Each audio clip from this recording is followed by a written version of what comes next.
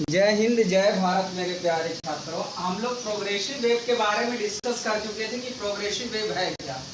आज हम लोग यही बात करेंगे कि प्रोग्रेसिव वेव में फेज डिफरेंस और पाथ डिफरेंस के बीच में क्या रिलेशन होगा, उसी के बारे में डिस्कस करेंगे। लेकिन एक बात आपसे कहना है कि चैनल पर अगर आप नए हैं तो लाइक शेयर एंड सब्सक्राइब करना ना भूलिएगा, आपसे बहुत प्रेम से रिक्वेस्ट है।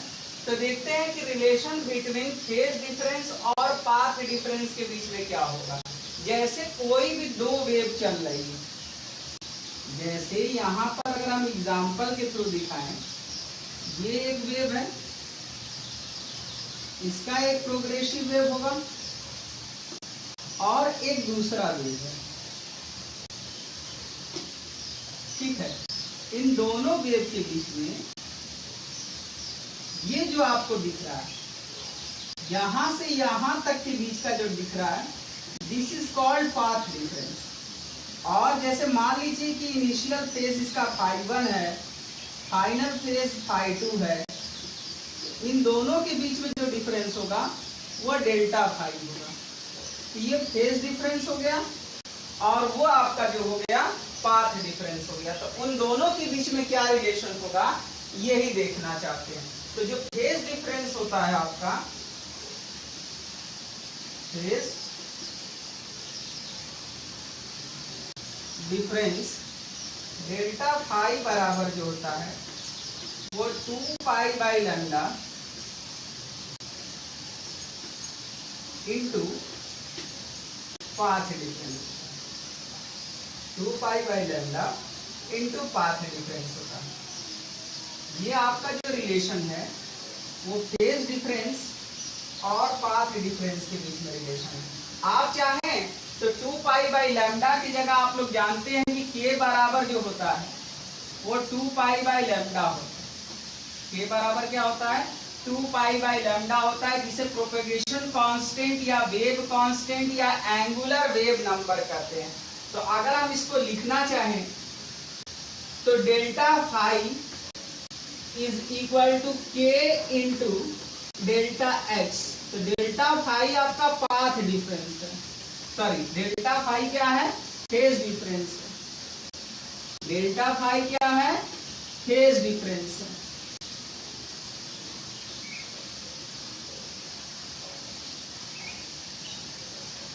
और 2 पाई बाई लैम्डा कह लीजिए या के कह लीजिए, ये आपका क्या है, ये आपका वेव कांस्टेंट या प्रोपेगेशन कांस्टेंट है। तो इस तरीके से फेज डिफरेंस क्या होता है और पाथ डिफरेंस क्या होता है। तो जब कोई भी प्रोग्रेसिव वेव जाएगी तो दो प्रोग्रेसिव वेव के डिस्प्लेसमेंट इक्वेशन के बीच में जो डिफरेंस होगा वो आपका पाथ डिफरेंस कराएगी, और एंगल के बीच में जो डिफरेंस होगा, फेज के एंगल में जो चेंजिंग होगा वो फेज डिफरेंस होगा। तो फेज डिफरेंस और पाथ डिफरेंस के बीच में जो रिलेशन आती है वो 2 pi by lambda into delta x is equal to delta phi.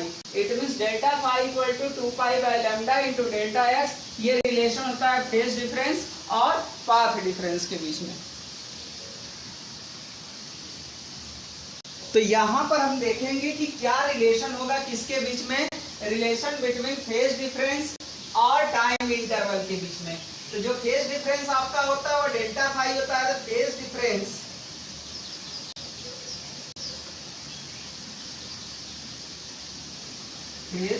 Difference delta phi is equal to 2 pi by capital T into small T, 2 pi by capital T into small T. Capital T आपका जो है वो time period है और small T दोनों wave के बीच का time interval है।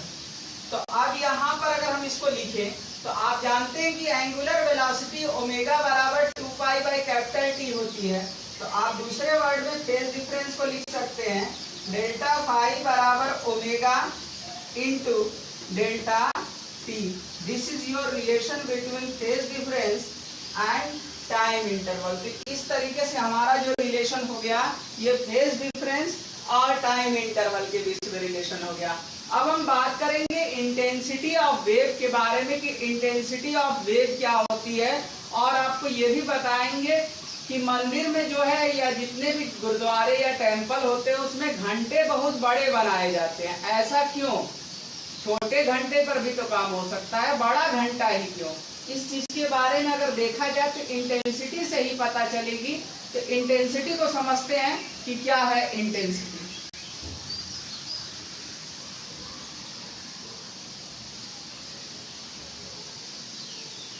तो इंटेंसिटी को अगर हम लोग समझे कि इंटेंसिटी क्या है, तो इंटेंसिटी का तो आप लोग पहले से भी फार्मूला जान रहे हैं कि इंटेंसिटी और सोलर कांस्टेंट का फार्मूला एक जैसा होता है। लेकिन इंटेंसिटी कहती क्या है? इंटेंसिटी जो होती है वो पावर बाई एरिया होती है। अब पावर को अगर हम देखें तो एनर्जी पर यूनिट टाइम जो होगी वो आपका पावर होगा, या work done per unit time is called power होगा। अर्थात यहाँ पर अगर हम एनर्जी को, पावर को लिखना चाहें, energy upon time into area लिख सकते हैं। अब इसको हम SHM में जो एनर्जी बताए थे वो फार्मूला जब आप यहां पर पुट करेंगे तो इंटेंसिटी का फार्मूला आ जाएगा 2 pi square m square a square rho into B. 2 pi square m square rho into B.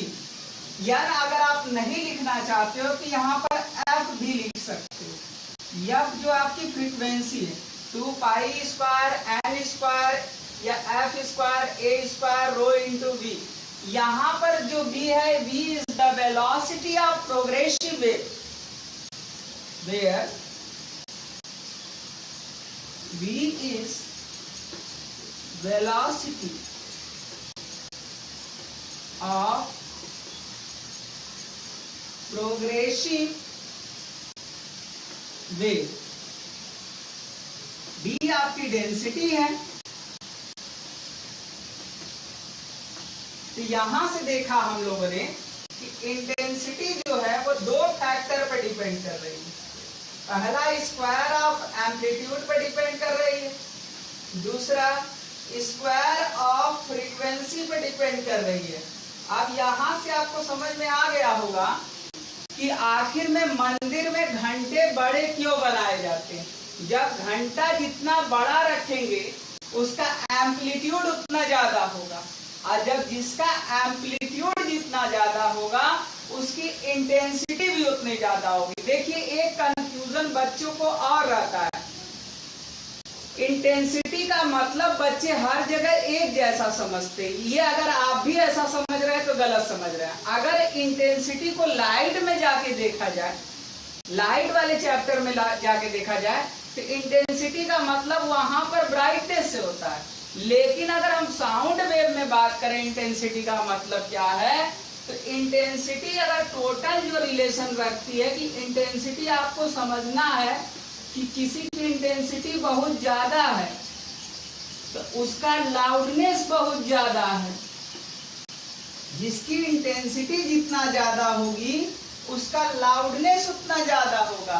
अर्थात अगर इंटेंसिटी साउंड वेव में इंक्रीज कर रही है तो सिंपल सी बात है उसका लाउडनेस इंक्रीज करेगा, न कि ब्राइटनेस। अगर यही ऑप्टिक्स वाले चैप्टर में पहुंच जाए, लाइट वाले चैप्टर में पहुंच जाए, तो वहां पर इंटेंसिटी ब्राइटनेस को शो करती है।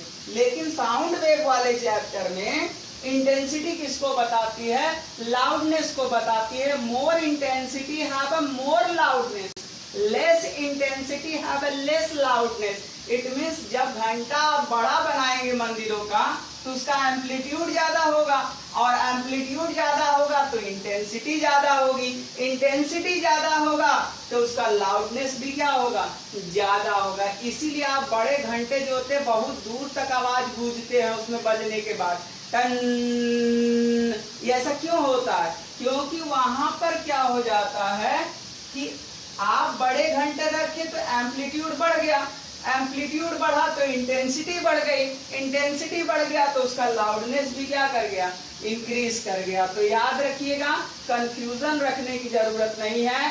हर जगह इंटेंसिटी का मतलब अलग अलग होता है। साउंड वेव में इंटेंसिटी किससे मतलब रखती है?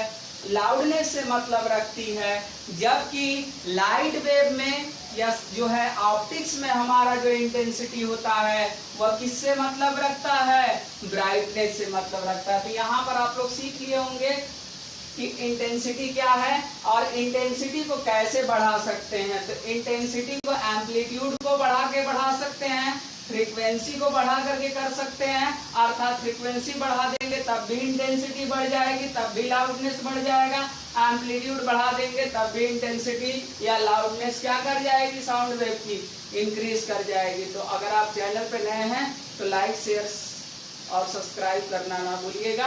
अब हम बात करेंगे कि क्या कोई भी प्रेशर वेव भी होती है क्या प्रोग्रेसिव वेव में, वो डिस्कस करेंगे नेक्स्ट वीडियो में।